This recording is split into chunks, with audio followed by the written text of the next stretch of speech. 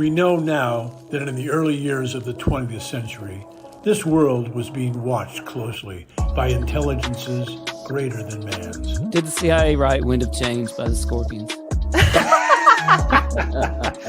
As humans busied themselves about the various concerns, they were scrutinized and studied. Dr. Loeb, what percentage chance do you give it that you have indeed uncovered extraterrestrial or non-human technology? With infinite complacence, people went about their affairs, yet across an immense ethereal gulf, intellects vast and unsympathetic drew their plans against us. Prior to your abduction, did you believe in UFOs or any sort of alien life form? All things unexplained. So some of that, I think, sir, we'll save for closed session. Hello, all you unexplained ones out there. Thank you for joining us. We have a Bigfoot show for you tonight, and we are joined by some wonderful guests. We're going to do a deep dive into a recent Bigfoot sighting. We're going to talk about all things Bigfoot. If you have any questions for our panel, please do type them if you're joining us live. Put them in all caps so that we know that it is a question, and we will try and get to those in our show. We have so many exciting things coming up on the All Things Unexplained podcast. You can go to bigfootufo.com to learn more. But coming up on February 16th, we have none other than Nick Pope joining us. He is from the show Ancient Aliens. He also is an expert in all things UFO, UAP. If you have questions for him, please do send them to us on our Instagram account, social media, or again, head to bigfootufo.com. You can send those to us there. We're going to let me chime in on that, CJ, too. Let me chime in. There you go, cut me off. That's going to be part of our Ancient Aliens. We're so excited. Ancient Aliens Spotlight. And that particular episode is going to premiere on our YouTube channel at All Things Unexplained at 8 p.m. Eastern, right before the brand new episode of Ancient Aliens on History. Tim thinks that because there's 5 men and 1 woman on this show that he just gets to butt in whenever I had to he make wants sure to get that Sir, I in. can do my job. Thank you very much. Also coming up on February 21st is the lovely, the talented, the brilliant Diana Pasolka. You can go to bigfootufo.com to pre-order her book because guess what, folks? It sold out today. She was on the Joe Rogan podcast this morning, and the hardcover of her book Encounters sold out in 5 hours after that show. So she's a big deal. She'll be joining us. We'll do another deep dive with her on all things related to religion and UFOs. But again, you can pre-order her book at our website, bigfootufo.com. Okay. Tim, any other announcements that I missed? Well, I just have to say that Diana Pasolka apparently went on Joe Rogan today. And folks, there's a lot of chatter on UFO Twitter. Apparently, some major information was revealed, some very interesting revelations. And we're going to dig into those when she comes on with us and see what she says. Also, he doesn't listen because I said all of those things already. Dr. Mounts, my co-host, let me tell you, you're in trouble right now. Hot water for you, sir. Okay, I have lots of co-hosts tonight. Everybody, please welcome Smitty joining us. Hey, what's up? Here. How are you doing, Smitty? I'm good. Sorry, I've been a little absent. It's been crazy in Mississippi. So. He's a busy man. Yeah, you guys have gotten some weather in Mississippi. Yes, Snowpocalypse 2024 is what we're calling it. So. Gosh. All right. We are also joined by good friend of the show, Blake Best. He is a composer. He's a writer. He is, you're a cryptozoologist at this point, aren't you? You know so much. Thank you for joining us, Blake. He's on mute at the moment, but we'll get to him later. And then we have another good friend of the show. We've got DJ from the podcast Calling All Beings. You've had Diana Pasolka on your show already. Yeah, what's up, party people? Yeah, I'm really excited that you guys are going to have her on and dig in. So that's awesome. I will be watching. Awesome. All right. Welcome, DJ. And the reason that we are all together for this show today is our friend Harley Owens. He is from the Bigfoot Reports and Data social media pages, and we are going to talk about your Bigfoot sighting. Harley, welcome to the show. Well, I want to thank you all for having me here, and it's a pretty wild encounter. And if you'd have told me that I'd be out researching them now, I'd have told you was crazy. But sure enough, I am. Well, let's dive right into it. So, Harley, tell us a little bit about where you're from. And I know we've got pictures and video that we're going to show. We'll get into that after you tell us a little bit about what you saw. Well, so I'm 23 years old, married to my wife, and we've got 2 girls and a boy. And so at the time when I had my encounter, I worked for an auction company. And then after that, I done a little bit of line work and stuff. And then I got hurt and I couldn't do line work anymore. And then now I actually work at Amazon. So it's not too bad. But, you know, I grew up hunting and fishing all my life. Never put Bigfoot as an actual thing. You know, I just put it off. And 2020, that changed forever. 2020 was just a crazy year in general for everybody. But for me, it changed everything. I mean, when I had that encounter, I stopped hunting, I stopped fishing, I stopped anything to do with the outdoors. And sure enough, I'm out looking for them now. So tell us, where were you when you had your encounter? So at the time, we were working up in Virginia, called a little town called Pound, probably about 15, 20 minutes from the Kentucky line, maybe. I mean, right up in Southwest Virginia. Okay. And you were working at the time? Yes, I was. Yes, which we were. So there's the week prior to me having my encounter, me and a couple other guys went up there to go organize stuff and get it ready for this auction that we were having. And the first thing we do whenever we were working these auctions, we go ask and see how our owner wanted everything listed and stuff sold and everything. So we go through and organize and just get everything cataloged and ready for the sales. So me and a guy I worked with, we went and talked to the owner of this place, and he was telling us to keep an eye out for this bear that was rummaging around through the dumpsters down there at the sawmill. So I asked him, is he a pretty good sized bear? He said, nah, he said he's decent, not too big. And so he said, but there's far worse things in these mountains than that. And that was what really stuck with me. You know, I was like, what's worse than a bear? I joked in my mind like a Black Panther or something. Cause I mean, we always had stories of them growing up as the Black Panthers. And so going on really through the rest of that week there, nothing really particular happened. We had the auction Saturday, and my boss came up to me and he asked if I wanted to stay and help people load some stuff because he was going to send the other guys to have another auction get ready. So I said, yeah, I'll stay. So I stayed up there Sunday, and the next day after that auction, it was raining. So I was like, well, I'll just go out here and just piddle around, get stuff ready for whoever wants to come pick stuff up. So it was raining, and I went out there, and I was organizing around some stuff, and then I just got done with everything that I could because I had a certain list of however many people was coming by, and it wasn't very many. And I start walking around the edge of the wood line there, and I come across a couple of tracks, and I was like, that's not a bear track. I mean, there was just a couple of them that I could make out pretty good. I mean, you could see the toes and the heel. I was like, that's literally like a man's track. I was like, that's Bigfoot. I joked around in my mind. I was like, somebody's playing tricks on me. And so going on after the next couple of days there, nothing really happened. I mean, Monday and Tuesday, I had a couple of people coming in to pick up their stuff. I mean, I was just hanging around, just staying busy. And Wednesday was when that all changed. So I had a guy come in there earlier that morning, and then the rest of that day it was dead. He had a couple pallets of stuff, and I took the skid loader and I picked it up and I loaded it on his trailer. He went on about his day, and it was going on about 12:45, 1 o'clock, somewhere around in that range. I think it was actually before 2 o'clock. But I went to the service truck and grabbed my cooler and get a sandwich and a Coke, and I heard something make a growlish grunt. It wasn't like anything I'd ever heard. I was like, what in the world was that? So I looked over towards the wood line, and I didn't see nothing.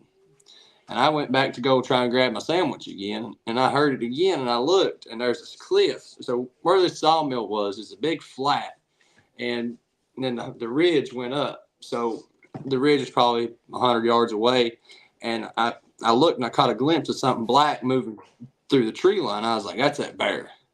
So I sat there and I tried watching it, and I seen it moving through, and I looked down and I looked back up and I seen it leaning out, and it leaned back in. I was like, what in the world is that?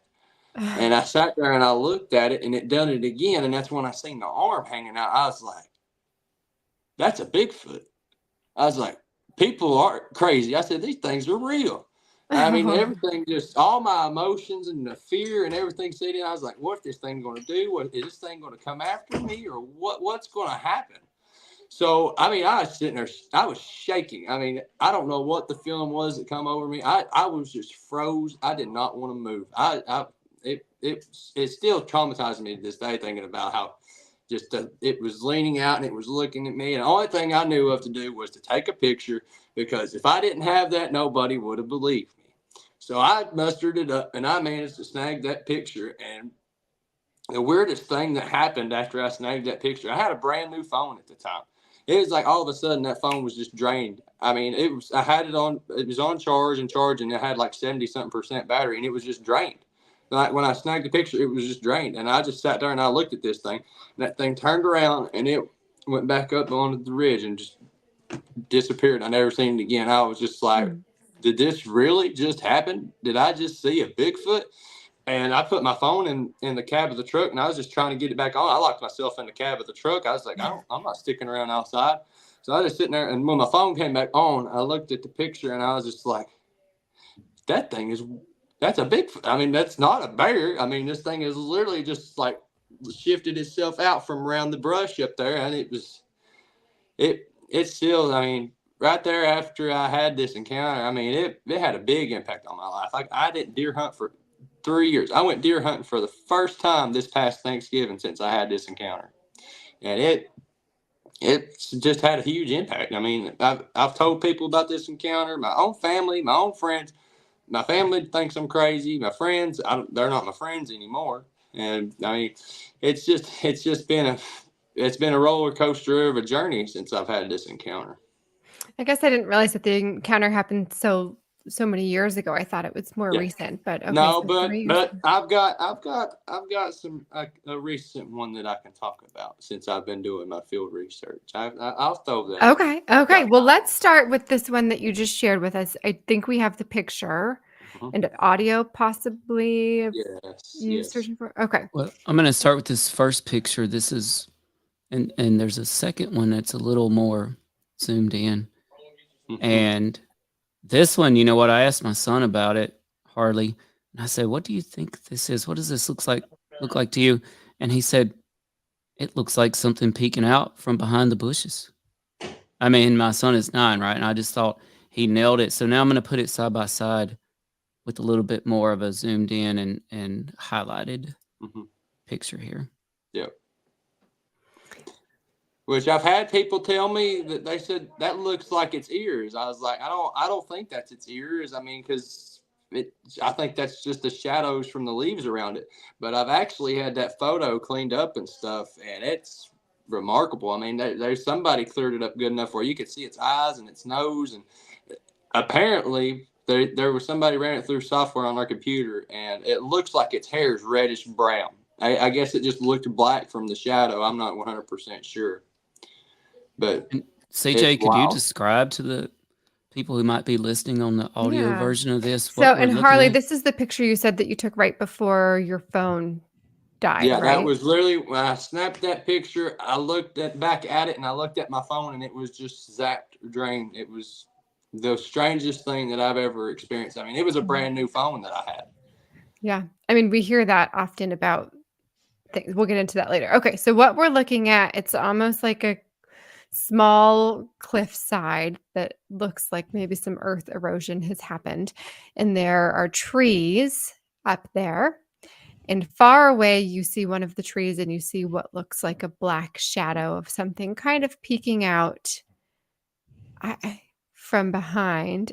I guess, are we seeing the other arm on the other side of the tree? Is that I believe that's the other, that's like part of the shoulder or so part yeah, of the arm, almost like you're seeing the arm or shoulder on one side of the tree, and as if the creature is peeking out around the other side. Definitely from this picture looks very hairy and black. You're saying reddish, maybe. Did it look reddish to you when you were seeing it in No, person? whenever I first seen it, it looked black because I mean Yeah. it was probably 100 yards away. I mean it looked black, but the way that I had that image cleaned up, it looked reddish brown. I mean, Yeah. What's really interesting to me is that the arm and shoulder that's on the one side of the tree seems to be far more transparent than what's on the other side. And I mean, we can get into sort of multi-dimensional creatures and what have you later well, on, but there seems to be something different about the two sides. mhm. But let's have Yeah. everybody else jump in. DJ, what's your first thought when you see these pictures? Well, first of all, that's an amazing photo that he's got right there. And it's interesting that, I'm sure what I'm going to guess, Harley, like first thing that went through your mind is the length of, well, I guess you didn't see the arms, but when people say it I looked didn't. like a bear, there's such a disparity in arm length, right?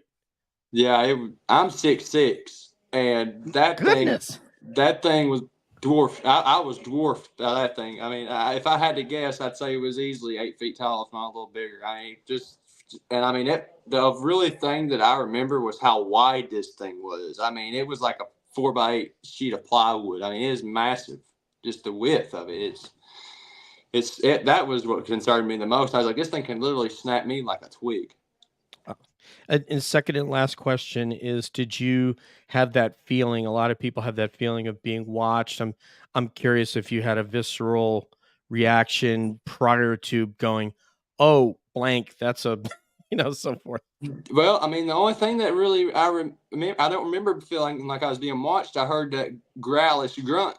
If that creature would have never have made that noise, I would have never have known it was there. I think it was letting me know, hey, this is my area. You stay where you're at, and I'll go on about my business. I think it was just giving me a heads up that that's his area. I mean, I'm not 100% sure, but that's how I feel about it. Thank you. That's a really interesting, just to add to that data set, right, guys? Like we hear people that I felt like I was being watched the whole 9 yards, but no battery draining. Well, in this case, Harley had the battery draining, but he didn't feel like he was being watched. So that's all I have, and pass it on to the next panelist. And in regards to the battery draining, we've got a comment here from listener Joel Martin that says EMP levels, so electromagnetic pulse levels, are common and are on a protocol behavior. Oh, behavior is territorial. I'm a little confused about that statement, but maybe somebody else can break it down for me. Maybe that's two separate thoughts. I think that electromagnetic field and electromagnetic pulses, I think all that stuff can tie into Bigfoot. I mean, how does a creature be there 1 second and then just gone the next? I mean, it's remarkable. I mean, as big as they are, you figured they would make a sound. I mean, Right. It's pretty wild stuff. All right, Blake, let's get your input here on these images. Well, first of all, I've got to commend you on the photos.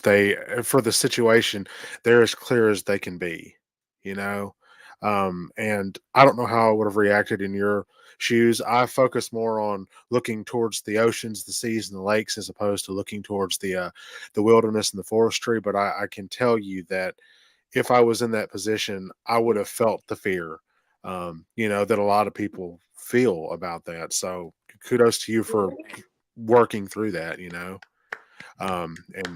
taking the picture. But I can see it's peeking out between the trees, and I'm almost 6'5". So that thing from that scale, even from this angle that I'm looking at, looks that it's at least 7 foot, if not 7'4". I mean, it's massive and it's big. Yeah. I'm around 260 pounds, and that whatever that is, that creature has to be at least, I'd guess, around 300 or 400. Easy. I think it was more than that. I mean, it just the sheer width. Yeah. I mean, just being conservative from what little bit of it, I can in relation to that. Oh, but I yeah, mean, absolutely. Yeah, absolutely. So, but I mean, my question to you is, so you said everything changed for you when you saw it. So when you go out now, do you still feel like you've tapped into some other sense of yourself that you can feel that there is something there, even if you don't feel like it's watching you, you feel this other presence there with you? Absolutely, absolutely. I will say that that has happened for sure. I actually, but I had a friend with me a couple of weeks ago on January 7th, and he had never seen a Bigfoot. He's the author, George Lunsford. He's from Marion, North Carolina. He'd never seen a Bigfoot. And I took him out here to this area, and we went down in this holler, and I had a feeling we were being watched, but I wasn't going to say nothing to him until I was for certain. And out of my peripheral, I see it move in behind a tree. And I told him, I said, there's one right up there. I said, look. He said, is that a shadow? I said, no. I said, that's a Bigfoot. I said, watch this. So I walked maybe 10 yards, and I step on a branch, and that sounded like a dang on gun going off.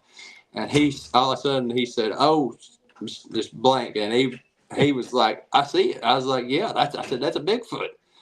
He's like, I thought it was a shadow. I was like, no. I said, no. It's really remarkable.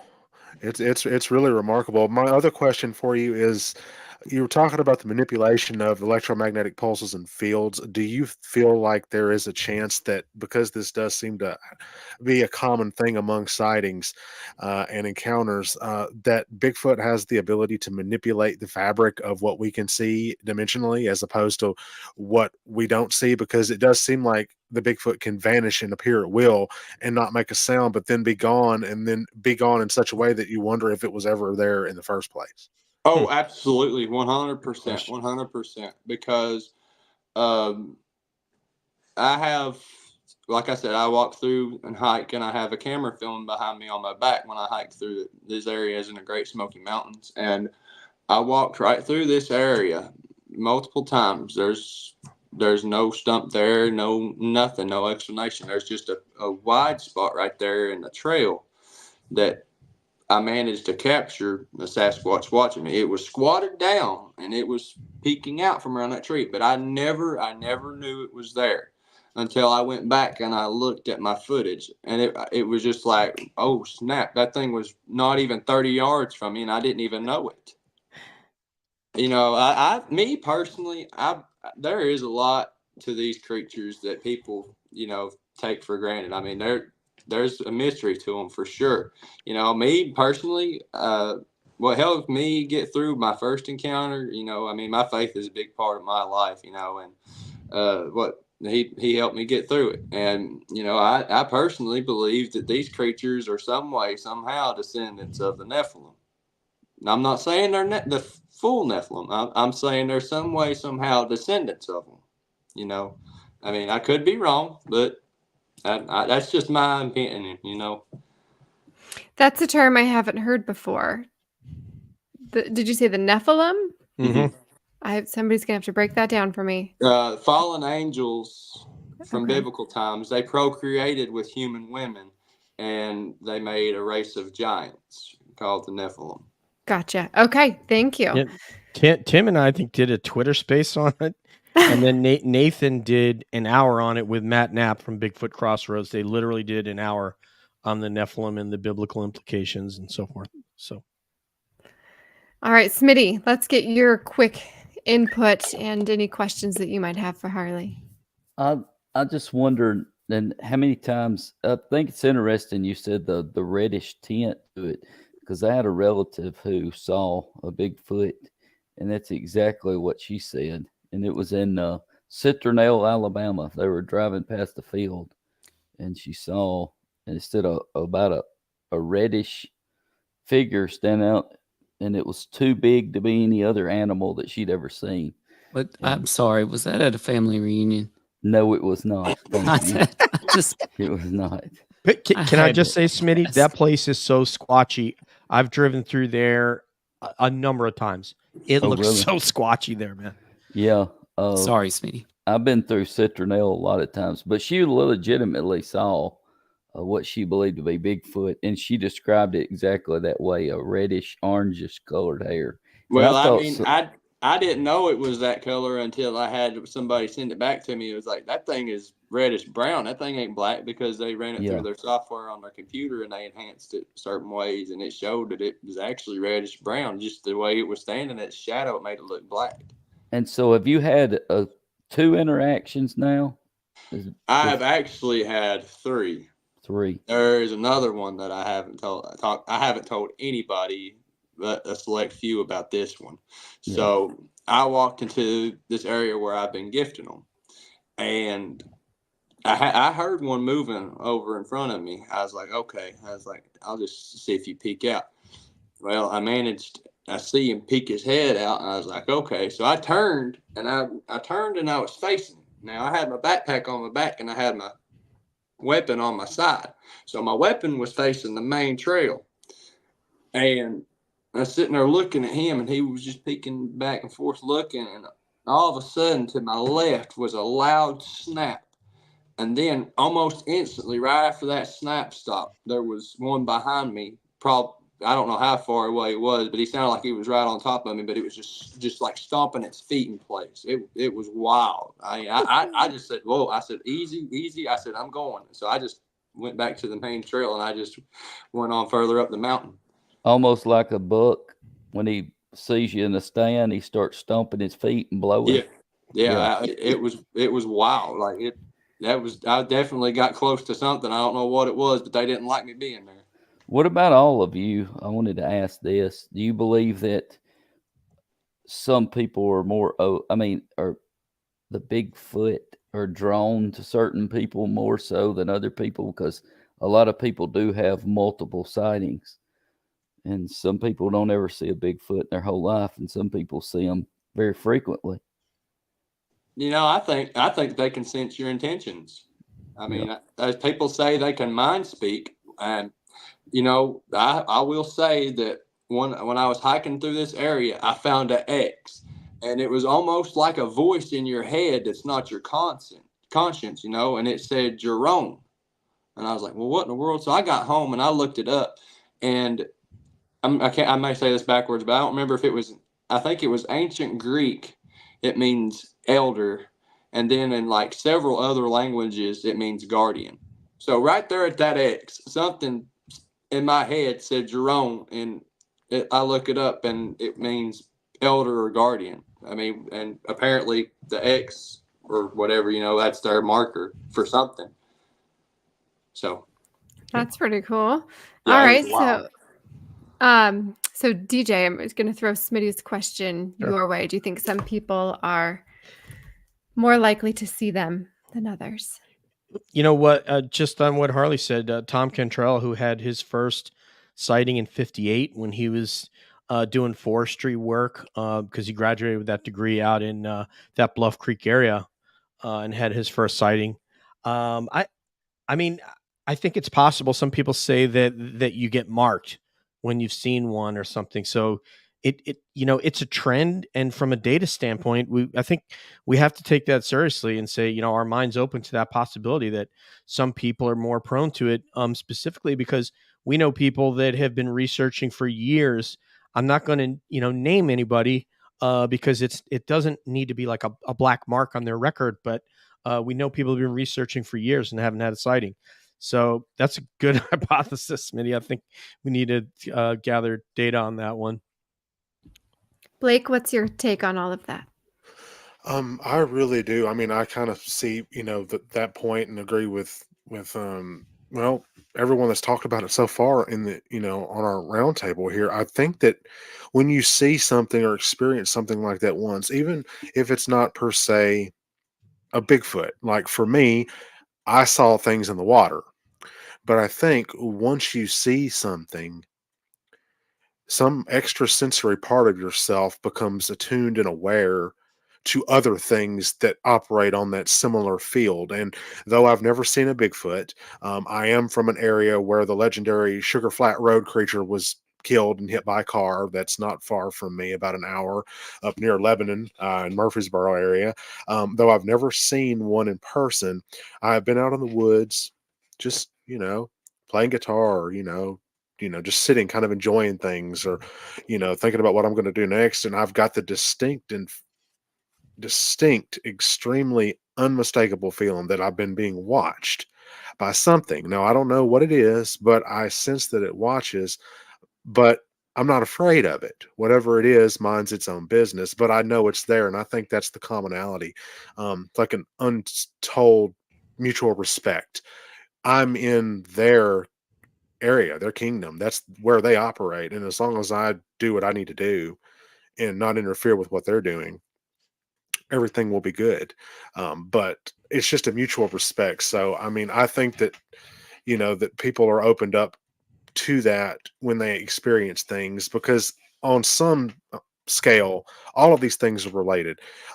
Lake monsters, cryptids that way, in aquatic cryptids and land cryptids, and things like that. They're all operating out of this same area, the same universe, the same space we are. It's just some, I think, can manipulate what we see so that we don't see them, but they see us. But that can't take away the extrasensory perception we have, that we know something is there intuitively. So I think that's very plausible. Absolutely. That's a good question, Smitty. Very good question. I like it. It's a Hey, good hey, one. Blake, I just want to let him know real quick. There's a famous Georgia researcher from probably a decade ago named Alex Midnight Walker, and he famously went in the and I don't suggest you go in the woods alone, maybe to the degree that he did, but he played guitar. He played guitar for Bigfoot and got a lot of vocalizations, tracked a lot of the linguistic data points of things that they would when they would communicate. So you're on something. Keep going. And Tim, we have some more video and audio, right, of some of Harley's experiences. Absolutely. I'm not going to bring up my personal grudge with the Sasquatch after the mention of the Bigfoot crooning person, but I will bring up this. What do you have against woodwind players?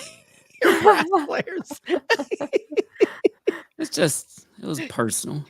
Okay. Anyway, yeah. So I do have to preface this by saying, the pictures for me, I couldn't personally rule out a bear, and bears are very heavily populated in that area.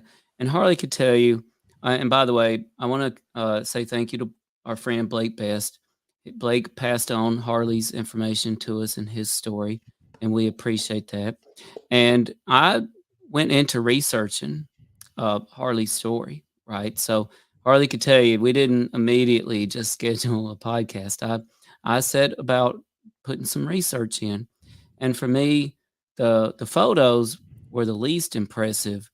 But it's only when I got into this video, these tracks and this audio, and for time's sake, I'll only play, I think, just the short form of the audio.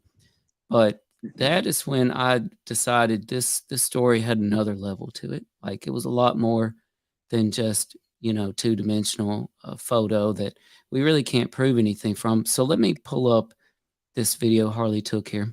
You can see how we've been in here working around. Okay. Well, here's the first one. Somehow it was walking through here. Then there's another one right there. And then there's another one right here. You kind of see way down. There's another one there, and then the other one was back there. So it went doom, doom, boom. And then there's trail. CJ, I see signs of plantar fasciitis. Does that concern you at all? Wait, where'd CJ go? What happened? I removed myself. I tried to unmute myself. I'm like, I'm out of this conversation. That's an impressive video. Need some orthotics, right, Harley? Yeah. You might need some orthotics. Well, I mean, right.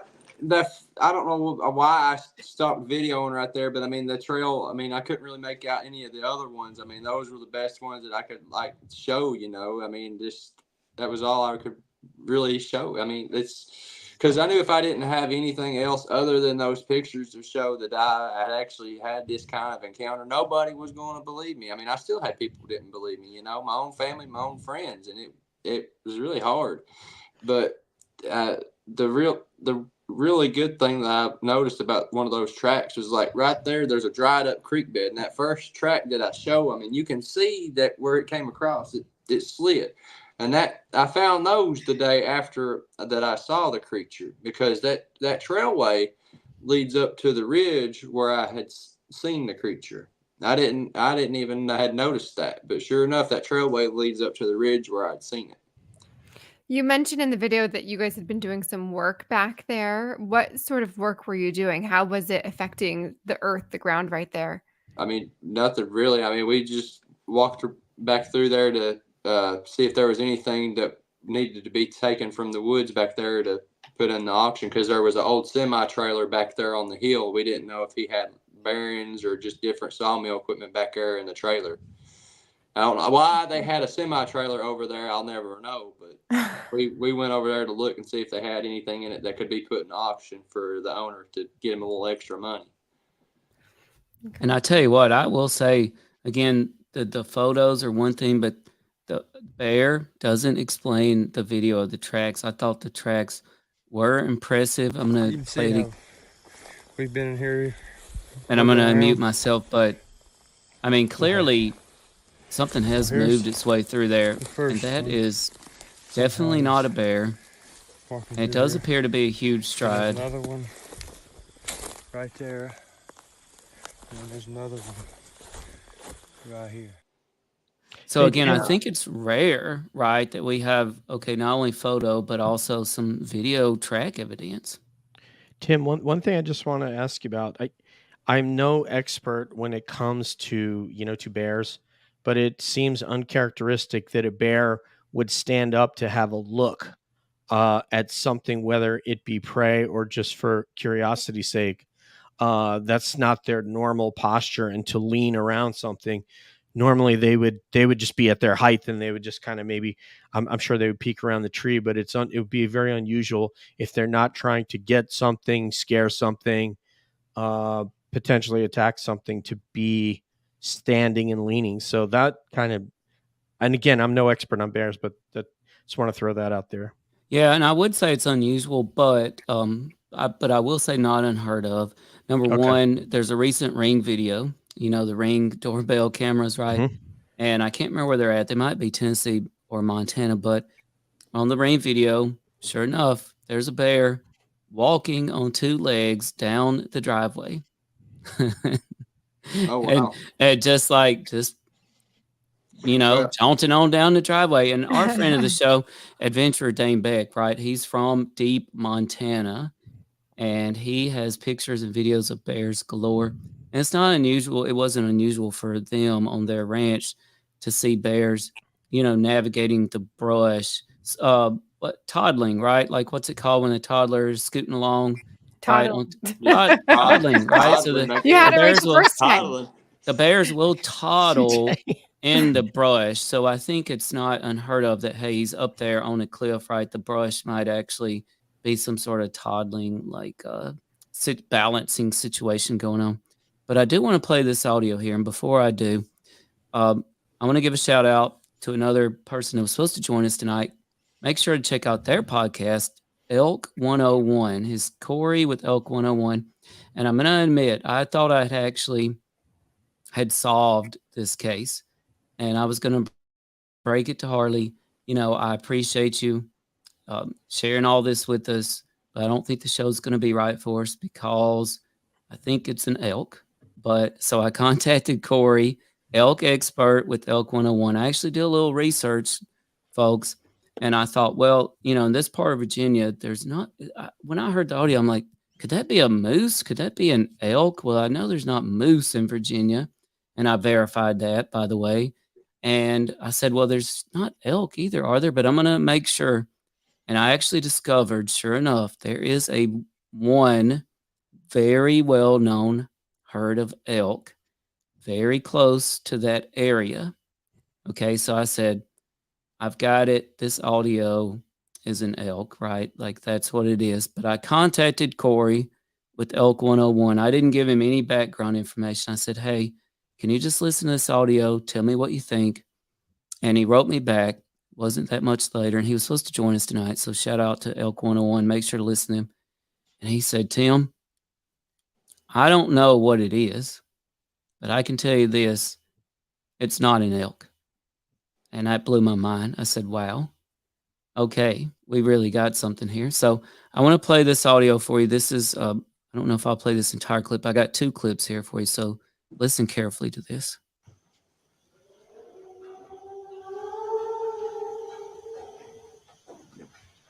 Getting goosebumps right now listening to it again.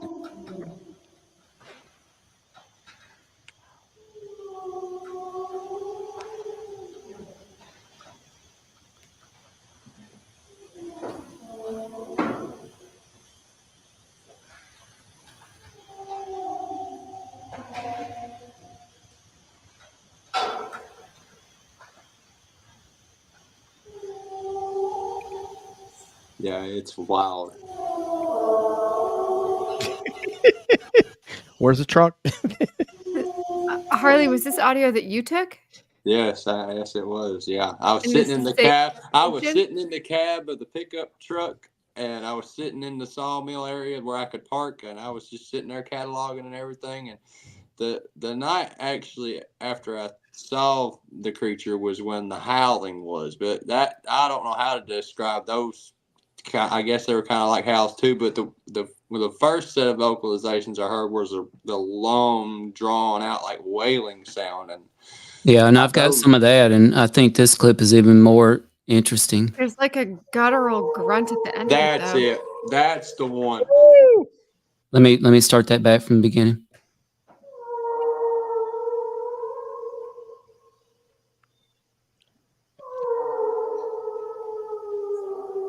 If that don't send chills down your spine.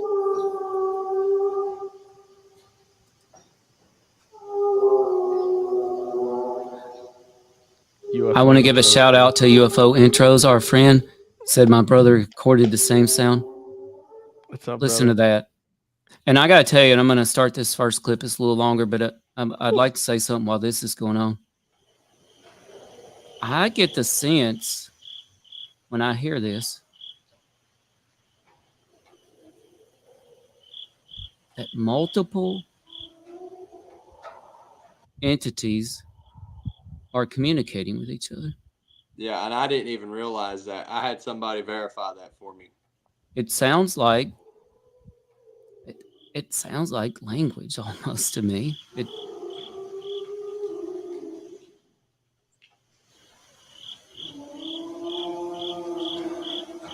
I'm going to serve this one back. Mounts, is that your family reunion? They're communicating. Yeah. I thought you guys would be proud of Tim's research. It's time for the barbecue. Come on, boys. Tim's research. Tim ruled out one animal. Like, But- of all but of the the thing- animals that it could well, no, possibly be, he ruled out one. Well, no, because I'm teasing. Corey is not just an elk expert. He's an outdoor wilderness expert.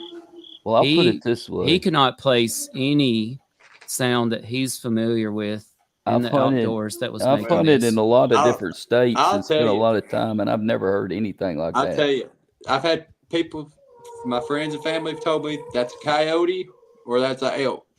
No. And it ain't neither one of those. No, Or I've heard wolf. coyotes before. That's not a coyote. I And I hear can get coyotes the- every night. I've got I about can get 30 David behind Ellis. my house. I'm sorry. I can get David Ellis also because I think I can get contact with him now if you guys want me to send it to him. Right now? Yeah. Well, not at the moment, but I'll So let's get him I'll on the show. I'll get him on the Also, He can call in. I can Bluetooth him straight over the phone. I got a spectrograph, whatever you want to call it, however they say it. The vocalizations ranged from 500 to 2,000 hertz. That's awesome. Awesome. That is chilling, honestly. So, I'm with you, Tim. When I look at the picture, I can't necessarily rule out a bear of some sort. I've seen bears climb my in-laws' trees like it's nothing. But you add the tracks to it, you add this sound to it, and there's almost no denying that this is something we haven't seen before. We being us. I know people have seen Bigfoot before, but it's wild. Hey DJ, Sir. Smitty, what about that? You know, we got Harley, you too. So we got all those vocalizations. All we need is one more to play drums, one to play bass. I got the Yeah. guitar, and we'll Dude. have a band. Right? I can play some Oh, drums, man. I can Let's, you play some know who drums. might be for hires? Sax Squatch. No, we're not having a saxophone. I would have to do the singing because I can't play any instruments. But Oh, Look, he's yeah. still actually. You know what? He can come on because he owes me $50. So, and I'm not ever get it back. Mississippi's Hank Williams over there to the right, to CJ's left. I honestly will say this seriously. I have coyotes all around me, and I've never heard them sound like that. No. I mean, It's as a matter of fact, superb. I'll tell you this real quick, and that's kind of. But the first night that my wife and I came home from our honeymoon, Oh boy, And we don't want to know what that has to do with Oh, Lord. it was about 2:00 in the morning, and she woke What me in the up. world? She woke me up, and she said there are a bunch of kids outside the house screaming. And I said, "That's not kids, that's coyotes. Let me go back to sleep." And, but they don't sound anything like that. I've No. never heard one The sound like Nah, closest animal coyotes- noise, like a Coyotes are whale, high maybe. pitched. Coyotes are high pitched. That's something deep. that. Yeah, and they don't do Guttural. that long of a. I mean, usually there's a more short kind of Very yips and guttural, stuff. very guttural inside, very deep. And in this first clip that I'm playing right now, it just sounds like multiple individuals at varying distances using, I don't know, I'm going to compare it to whales, right? Like various That's great, man. vocalizations It actually to does. communicate. Did you guys hear me say whales just like 45 seconds ago? I tell you, this man is taking everything that I say tonight and claiming it as his own. I We're gonna can go back hear and it. I listen. Hey, can next hear Tim is going to well. have Squatch songs, the new CJ, album. maybe Right? you should be the So- PhD. He rode my coattails at school for a long I time. mean, my goodness. I'm taking CJ's BS to a new level. For those that are just joining us, we are chatting with Harley Owens about his Bigfoot encounter. And in case you missed all of it, Tim has just reiterated everything I've said all night long. So if you have any questions for our wonderful panel or for our guests, please do put them in all caps. We would love to pull some questions Oh, yeah, into our absolutely. conversation tonight. Some of that, I think, sir, we'll save for closed session. You just can't let me talk, can you? You can't do it. You cannot help yourself, sir. All right. Oh, my Let's goodness. wrap up our conversation about Harley's experience and we'll dive into some Bigfoot questions. So, Harley, anything else you would like to share about this experience or any others that have happened? Well, one thing that I want to do, and I say this to everybody I talk to on a podcast, I just want to encourage anybody, if you've had an encounter, share it. If you won't, don't tell your name. I chose to tell my name and get my story out there, because all I'm trying to do is raise awareness, and that's what I'm doing now with my group on Facebook. I mean, I'm going out and I'm filming while I'm out there, and sure enough, I'm catching individuals on film, and they've been interacting with me. Like I made a high out of some sticks, and they would rearrange the sticks in different ways, and then I'd stack rocks. Either they'd knock a rock off or they would place a new one. It's always different every time I go in there, and it's definitely helping me, try and get over my fear. What I had was fear of them, but now I've come to learn that, hey, I know they're real now, and the worst that can happen is they run me off. I mean, if I get too close, and I mean, I haven't stirred the pot too hot. Yes. I mean, I don't know. I really don't have all the answers that I'm really looking for yet, but I'm in the heart of the Smoky Mountains, and they're here. Harley, just make sure only organic fruit. CJ wouldn't feed her kids, fruit with the pesticides. You don't want to feed that to Bigfoot either. Hey, I will say this. Okay. I will say this. They don't like Granny Smiths. They only eat the red apples. Hey, I'm telling Too you. tart. It's like It's just Yeah, like I'm my telling you, kids. they'll only eat the red ones. I come to learn that, and they're just like us. I mean, they just don't like the green. They'll eat the red ones all day long, but they'll leave the green ones. Ironically, sag nuts are in a red wrapper. and you're not getting good apples anyway unless you're going to like a farmer's market. Otherwise, you're getting supermarket stuff where it's like 10 times too sweet than what real Lab apples are anyway. grown, lab grown. Yeah, exactly. Oh, Yeah. and you brought up Harley, Marion, North Carolina. I want to give a big shout out to Marion, North Carolina, one of my favorite towns with one of my favorite Bigfoot festivals and one of my favorite breakfast joints, Elevate Breakfast Company. They've got a UFO and a Bigfoot on their logo. They're great. I'll definitely have to try that place out.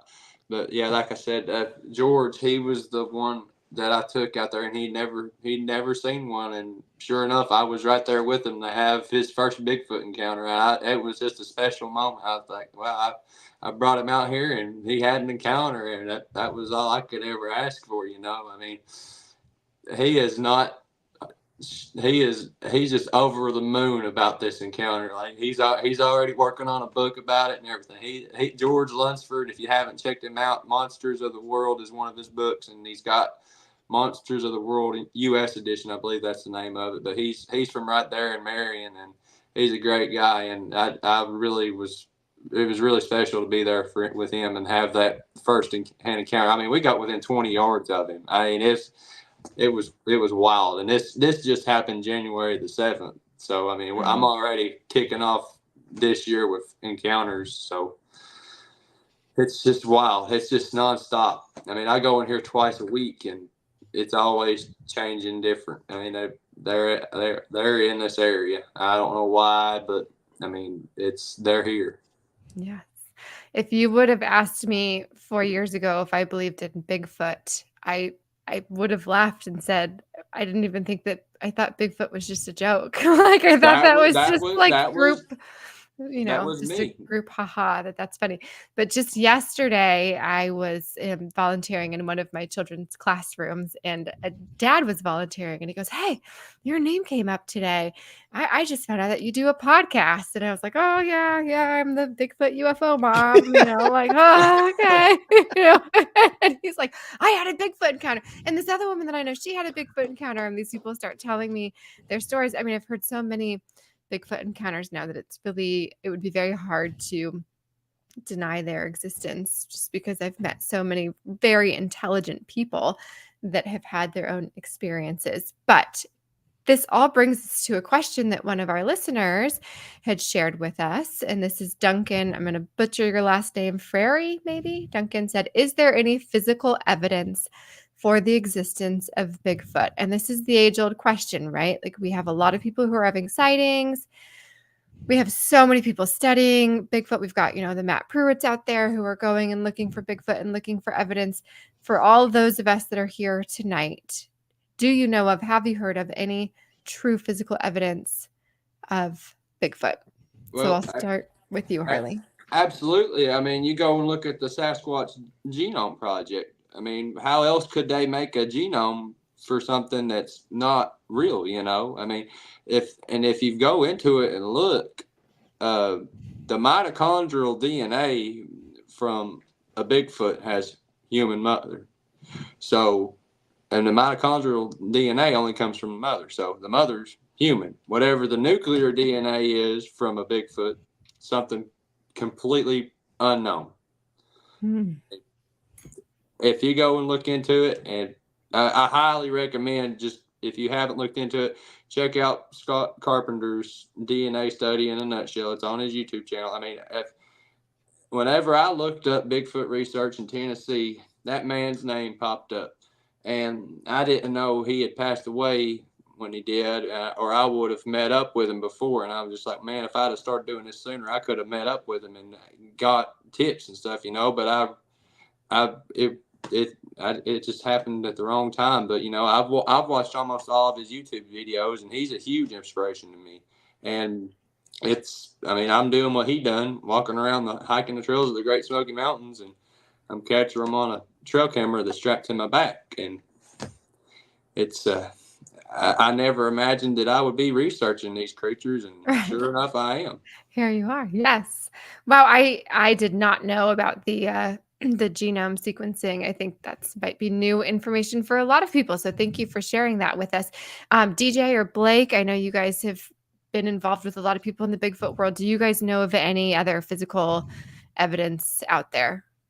Well, well, Darby Orkut at NC State is doing a project right now. That's the latest one. Controversy around the Melba Ketchum study, but then again, I've heard people I think it was Rich Grimal from the former law enforcement officer from Washington made a compelling case for her. Thing is that there's a lot of evidence out there, and Dr. John Bindernagel said that these anecdotes are a form of evidence in addition to the footprints that people have seen, where they have seen the creature and then they were able to go and cast a print behind that sighting. The vocals that appear on a different spectrum, hair that's been recovered, and all these sightings. And you only need one to be true. And well, shoot, Wes Germer has 1,000 episodes. Yeah. Brian has 400 or 500 episodes. So there's just and then I was going to say Vic Cundiff has himself probably like 700 episodes at this point. So there's plenty of evidence out there, but to somebody who doesn't want to believe it, there's no amount of evidence shy of presenting them a UFO right in front of them, or an alien right in front of them, or a Bigfoot that's going to make them say, I believe it. So you just have to prove it to yourself. That's the only person you have to prove it to. Blake, I'm going to send it your way. Oh, it's very well said, DJ. I'm quite jealous. Just a ditto and move Yeah, on. I mean, that was really, really awesome. But I mean, as far as what I know about the creatures, like I said, I've spent a lot of my time looking towards the oceans and lakes of the world. It wasn't until I got a little older that I started focusing on wilderness as far as the forestry is concerned.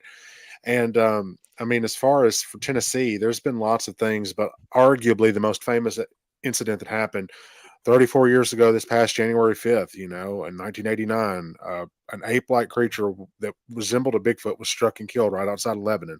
It was called the Sugar Flat Road creature because that's the road on which the teenagers killed this creature. For some reason, the body didn't end up getting preserved, but for years, the head was on display. They were able to preserve the head. Now, from what I've learned, the head is no longer on display physically. But there's a hologram, oddly enough, available for you to see of the head. So the head disappeared for several years. It came back in 2001 at this shop, which is no longer open. It was like a curiosity shop in Murfreesboro, and then it vanished again in 2023.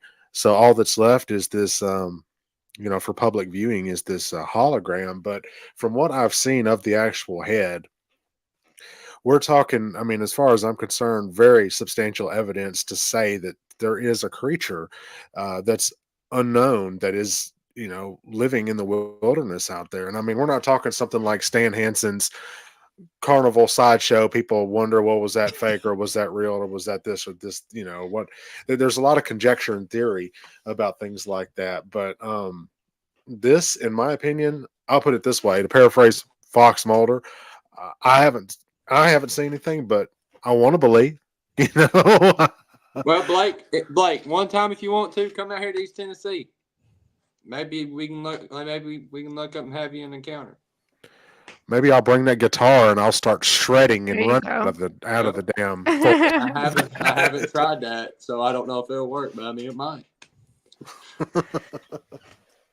So it sounds like we have some audio that UFO intros shared with us to compare to what Harley shared with us earlier. So those of you that are just joining us, we've had a lot of people jump in and out watching this recording. If you did not hear or see Harley's information from earlier, be sure to check that out after the show. Go back and start from the beginning and watch, because it is very intriguing, worth looking at and listening to. So now we're going to compare it to another audio clip.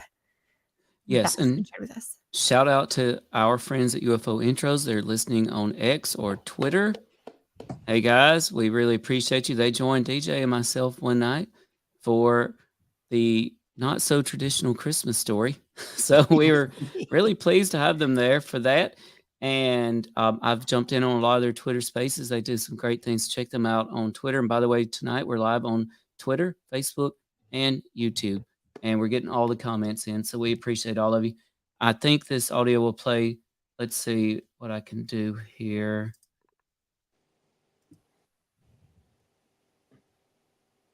Let me get it up again.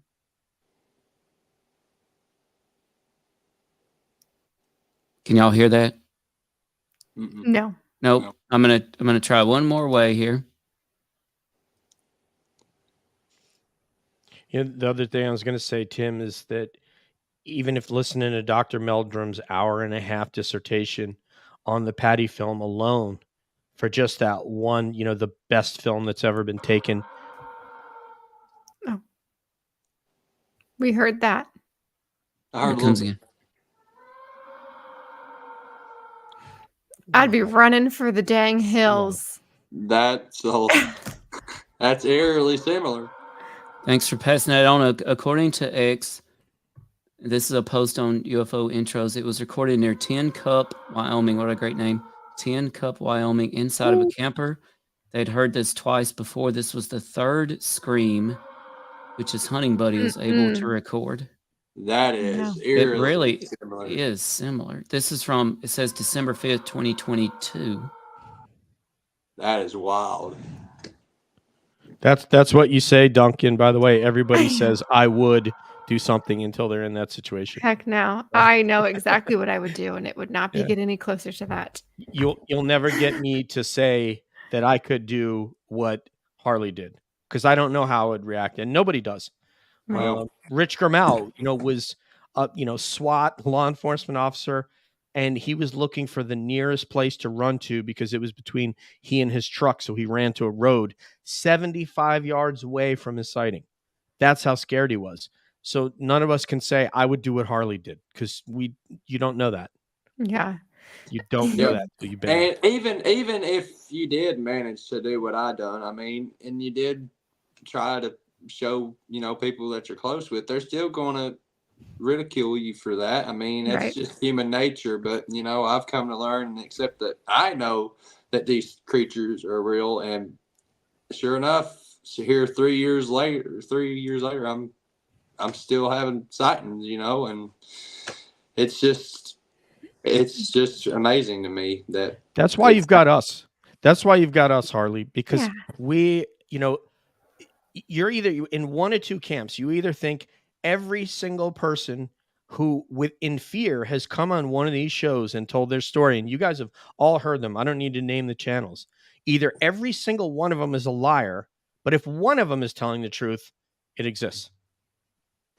I mean, it's just simple as that. And I think most of them are telling the truth because they have to get through a filter that is, in this case, Tim and CJ and Smitty, or whether it's Wes Germer or Brian King Sharp, etc. So absolutely. I don't think everybody's lying. I'm sorry.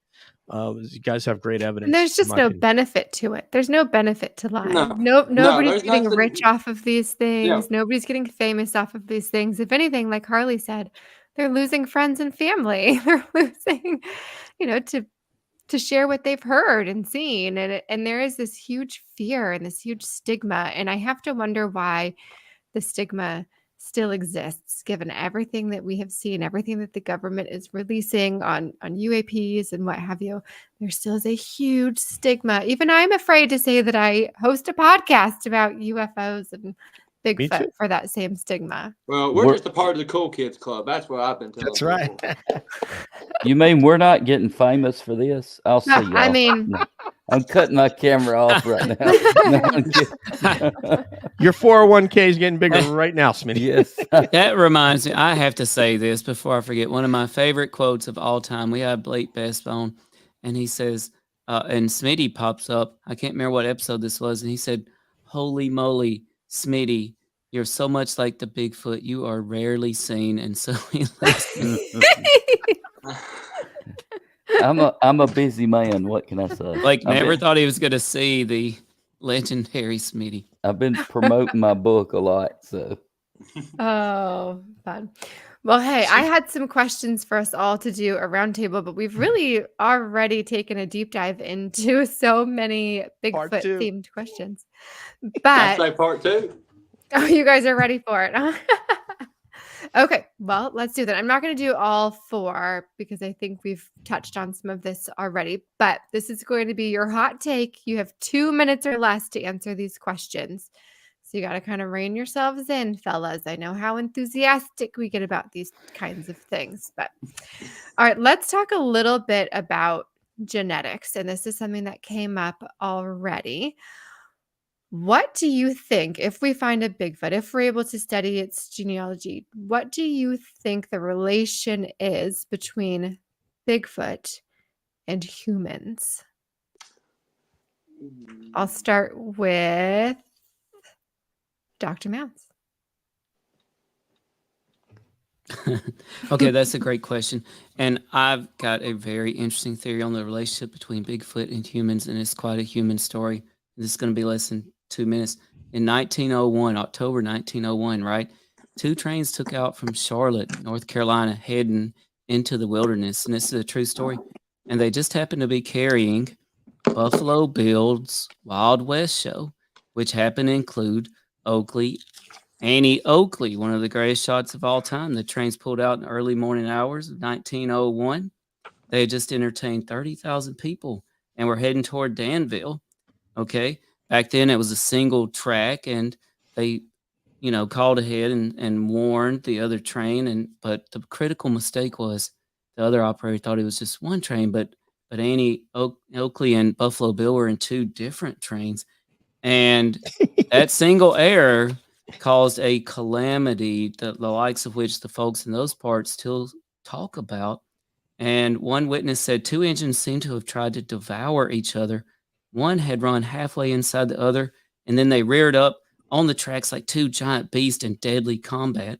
All the cars on both trains were made of wood and were shattered into thousands of pieces upon impact.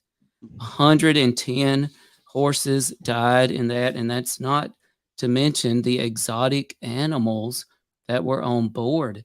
And I got a theory from one of the locals that some of those exotic animals were in the realm of orangutans and gorillas, and they escaped out into the wilderness. And to take that even a step further, they believe that not only are those responsible for some of the Bigfoot sightings, but they have mated, believe it or not, with some of the local Bigfoots to create some sort of hybrid situation going on in the hills of the eastern United States.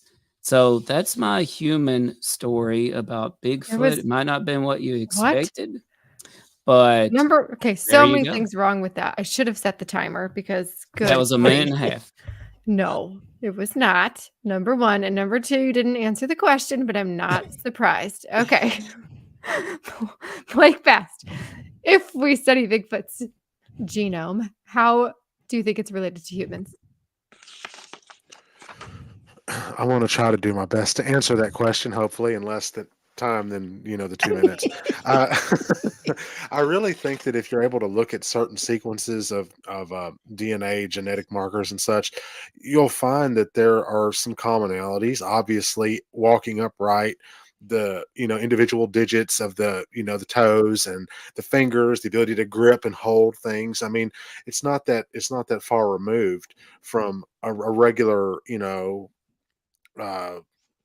just any other kind of animal that has that kind of the ability to grip and everything. And then I mean, we all kind of share those genetic markers with other animals like gorillas and things like that. And I just think that looking at that, certainly grabbing new DNA and it being able to like something not something that's been in storage, because there's always going to be the question of, well, is that still valid? Is it still viable?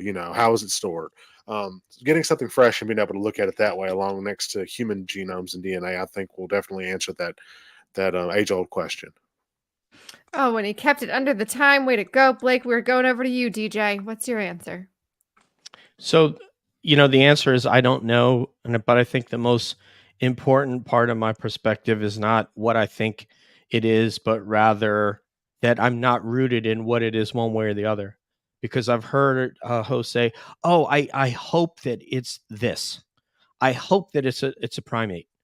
And it's like, well, if you want something to be something and you're researching it, well, obviously that's going to color your research. So I don't care what percentage it is of human, primate. And there's actually, I think, Sasquatch Chronicles had this guy on from the Radon Project that had some really, and I can find that and get that to you guys, but he had some interesting perspectives. The answer is I don't know, and I'm not rooted in it either way, but quite obviously it has some of the very same physical characteristics that we do, that to a degree even a gorilla doesn't have, due to its stature. Although it can lean over on its hands, it typically walks upright. So the answer is I don't know, but I'm not rooted in either direction. All right. I like that. Non-committal. Okay. Harley, headed your way. You already had a theory on this. Yeah. It's like I said, from this is just a little excerpt from Scott Carpenter's explanation of this. The hair samples that he had sent in, they came back. There were non-human hairs yielding human mitochondrial DNA.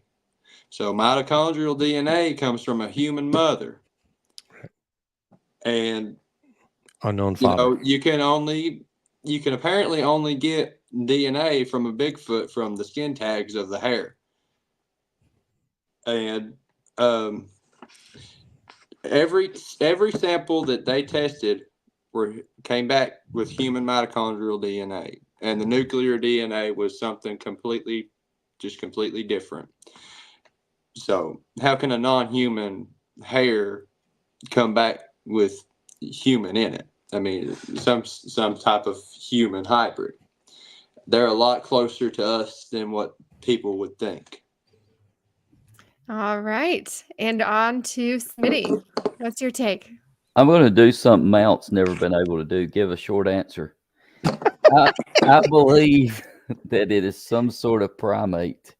I really do believe that if Bigfoot's out there and he exists, he's some sort of primate that has been able to elude humans for this long. And we see that, here recently, even we've seen some species that had been believed to be extinct have been discovered in the last 5 years. So, that's my thoughts. All right. There's Smitty's hot take. I'm with Harley on this one. I feel like there's some sort of like alien hybrid that was created to create human beings, and Bigfoot is somehow involved in that. That's my take. Okay. Moving on to my next question, which is way less serious and doesn't have a point at all, but I think it's fun. If you could replace any actor in any film with Bigfoot, what would it be? I'm going to go back to Smitty first. So any actor in a film. Billy Bob Thornton and Sling Blade. That would be really, really good. You were so quick to answer that one. I know. I just thought it. I was like, how cool would that be if he'd be like, there ain't no gas in it.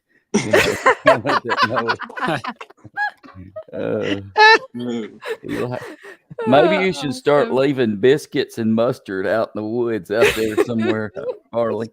Well, French fried taters. Yeah, get you some French fried taters. They love Oreos. Oreos. Get you some French fried taters and mustard and biscuits.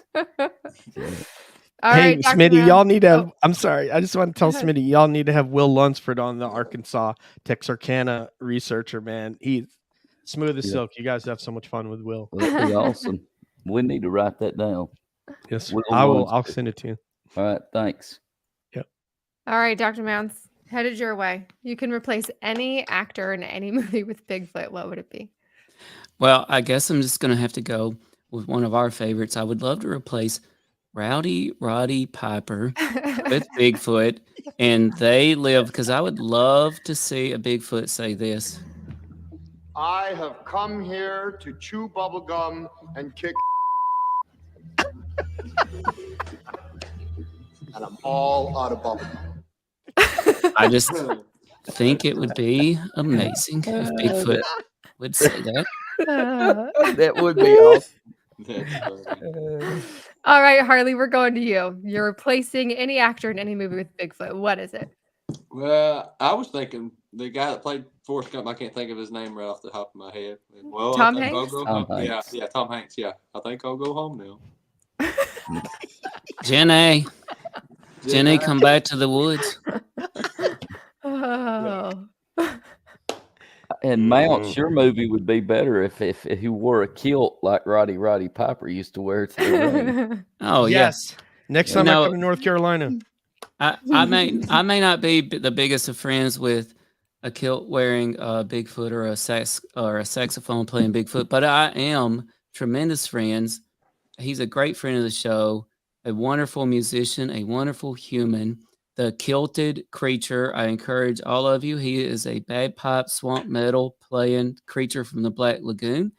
I encourage everybody to check out Kilted Creature, friend of the show, and a great kilt wearer. We've got lots of people tuning in live. You can answer this question too. If you can have Bigfoot replace any actor in any movie, who would it be?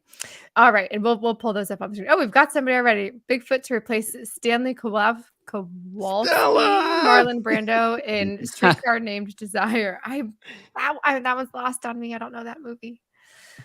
Shoot. I'll have to look at it. I'll have to watch it now. And the whole time I'm watching it, I'll just have Bigfoot in mind. It's based off of Tennessee Williams play, isn't it? That's right. Yeah. That's right. I had Yeah, a car Marlon wreck Brando. in front of his house. You did? How's his car Yeah. these days now? It's his house is in Columbus, Mississippi, where I went to college. So Untimed laughter there. Okay. All right. DJ, heading your way.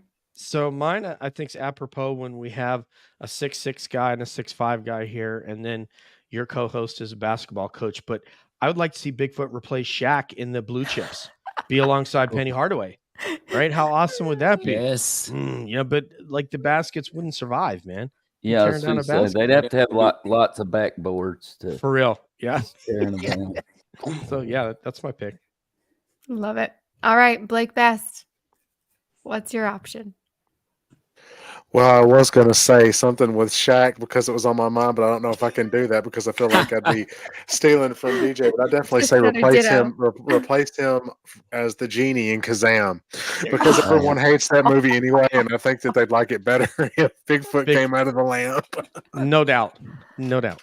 Oh, that is great. Those are all great choices. Thank you guys for doing that with me, for me. That was awesome. If anybody else is listening and has some ideas, you can send them our Well, way. what about yours, CJ? Yes. I don't know. I think I would like to see, it's not a movie, but I would love to see Bigfoot do like an Oprah Winfrey talk show. Bigfoot is the talk show. Oh my god. Jail kid. Yeah, that idiot was chasing me through the woods. Yeah.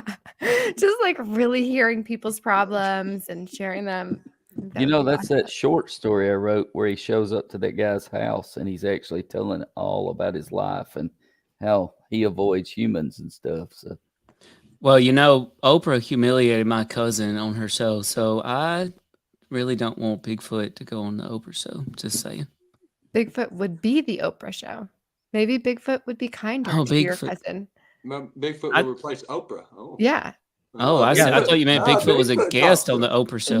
No, he, would she, be the he, host. she is the host. Yeah. Bigfoot's talk show. Yeah. Yeah. There you go. Bigfoot would be much kinder to your cousin. They're blood related. It's one of the things I would want to say to them if they could understand our value system, which they couldn't, but if they could imagine how many millions of people think about them, talk about them, buy t-shirts with them, if they understood the effect they had on our culture would be amazing, but they wouldn't understand, that value system, they just, Exactly. or money, how much money is spent on paraphernalia, but it just wouldn't connect with them. They would kind of think, what's that? Yeah. And True. CJ, if you don't mind me revisiting something real quick, I was thinking about. I'm guessing your it's something I question. said. You're going to revisit something I said. You're going to use it as your own. No, get about it. the Bigfoot human connection, right? Yes. And I think this is something a lot of people don't take into account with modern humans and manscaping and current grooming trends, etc. Manscaping. But if you grew up watching Memphis wrestling. If you remember Dirty Dutch Mantel, Yes, let me Dirty tell you, Dutch. if Dirty Dutch Mantel went out into the wilderness and just let himself go for about a decade, hey, completely indistinguishable from a Bigfoot, and that I fully believe that. He would just be a little bit shorter. That's about it. I yeah, agree but with you. I mean, hair head to toe, covered in hair, but and lots of hair. But you know what? In all seriousness, I think that wild people do exist out there. People off the grid, people turning into wild Oh people, yeah. and that could account for part of it. Well, Well, there's I a mean, guy. He didn't turn into a wild person, but he went and lived like right in the center of this big, almost urban area, and he was off the grid forever. He was breaking houses. There's a book, and he lived like that for years and years. People couldn't figure out who's breaking their homes. He'd break in, steal a bunch of food, take it out to his tent, eat it. Hmm. He lived there for like years. that's wild. Apparently, there's feral people in Cades Cove, so I don't know. I'm gonna start researching in that area come February. I'm gonna give the area that I'm in right now a break, and I'm gonna start doing it in Cades Cove for a few months. So, Well, where can we follow you on all of these journeys and all of your research? Where can our listeners follow you? Bigfoot Reports and Data on Facebook. Okay. And if people have their own Bigfoot sightings, can they share that with you there as well? Yes, absolutely. My group is a safe place. You know, I don't let all the fake accounts in there or nothing. I've got a good group of admins in there that keep it tightened down, and you know, it's a safe place for people to come and share their stories. Well, great. We've got one listener here who commented. His name's Joel Martin. He said, certain truths and secrets that have been uncovered. Never go in the woods alone. That is a high risk. That brings me back to what you guys were talking about earlier. Certain people are more apt to see Bigfoot, are more likely to have experiences.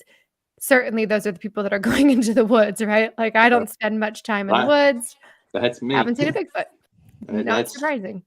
That's me. I mean, I never really imagined that I'd be doing Bigfoot research, and sure enough, I am. I mean, I have the feeling now that I'm being watched, and sure enough, whenever I go back and look through my footage, I mean, I've got hundreds of hours of footage that I still haven't looked through thoroughly, and I mean, they're there. I mean, whether they're peeking out from around a tree or they're just in that general area. I mean, there's more to this world than what we know of. I mean, I will say this, you know, I honestly thought that Dogman was BS just like Bigfoot was, but you know, until I managed to I captured a Dogman. I mean, it's literally an upright canine. It's not a Bigfoot, because my first initial thought when I seen it peeked out from around a tree. I was like, oh, that's a Bigfoot. And then I got to looking at it. I zoomed it in some more and I blowed it up. I was like, that thing's got ears like a dog.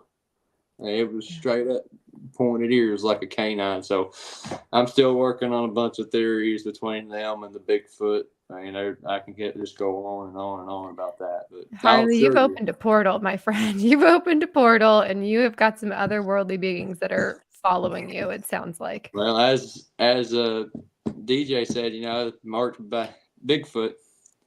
Yeah, you've got some hitchhikers, it sounds like, that joined you from that time in Virginia that followed you home. And well, I guess I've just got a gift. I don't know if it's a blessing or a curse yet, but it's something. The people that know really well would say that it's a blessing. I have been corrected many times in my fear that that my fear is incorrect, that many of these beings are very kind. And yeah, so we didn't even get to jump into Bigfoot as a possible interdimensional being or all of these other things, but I think, have had a wonderful conversation about your sighting, and we thank you for sharing that with us and for being brave enough to come on our show and explain exactly what you have seen and what you captured. And your footage is fantastic. The picture, those of you that are just now joining us, go back, listen, watch, check it out, give us your thoughts, share it with others. Oh, yeah, As absolutely. a reminder, we're in our final thoughts here. Dr. Mounts, give me your final thoughts. My final thoughts are this. I think that we have seen with former guests, right, that certain people do have more of an openness to experiencing things. It brings to mind someone Blake's been on with us, the amazing and talented author Becky Cook, author of Bigfoot in Idaho, right? And she has had a lot of experiences. And I think she'll be the first to tell you that one thing that has to happen for more people to have experiences is to get off these phones, right? They got to get off the phones. Absolutely. You Yes. said it. They got to get away from the electronics. Ironically, here we are on some electronics, but still, you got to get away when you can. You got to get outdoors. Take our Gotta look into podcast the woods. into the wilderness with Yes. you. Listen remotely. But seriously, get off your phones. It's an addiction. Get in the woods, connect with nature, look into the sky. And I think by reconnecting with nature, whether you see a Bigfoot or something anomalous or not, you will open your eyes to some wonderful things that you may not have realized otherwise. You know, Becky Cook also said on our show once that our brains are a lot like, or our minds are a lot like a parachute. They work a whole lot better if they're open. And that has stuck with me. Damn right. Yep. That has stuck with me. And maybe that's the final comment that we need for the night. But as a reminder, we've got some big shows coming up. We hope that you guys will tune in as we have Nick Pope from Ancient Aliens joining us on February 16th. We'll be recording that right before the Ancient Aliens show goes live. So you can ask questions and we can ask him before the show is even out on the History Channel. I feel like this is a once in a lifetime opportunity for all of us. If you're an Ancient Aliens fan, this is a big deal. Send us your questions and we'll be sure to ask them of Nick Pope. We also have Diana Pasulka coming on February 21st. We hope that you will tune in, send us your questions for her as well. Once again, her book sold out today in 5 hours, but you can find a link to purchase a copy on our website, bigfootufo.com. You'll just have to wait a little extra longer because they have to print some new ones because they're all gone, but hopefully soon. So lots of exciting stuff. Thank you all for joining us. Blake, DJ, Harley, Smitty, Tim. It's been a fun night. I'm going to have Smitty send us off. Thank you so much for listening. Be happy, be strange, listen to all things unexplained. Have a good night. Good night, everybody. Night, y'all. Night. Thanks. Like, share, follow, comment, subscribe, support. What's your hot take on Travis Taylor?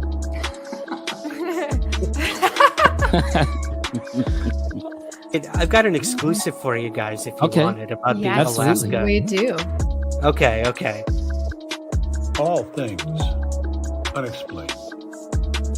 So some of that I think, sir, we'll save for closed session.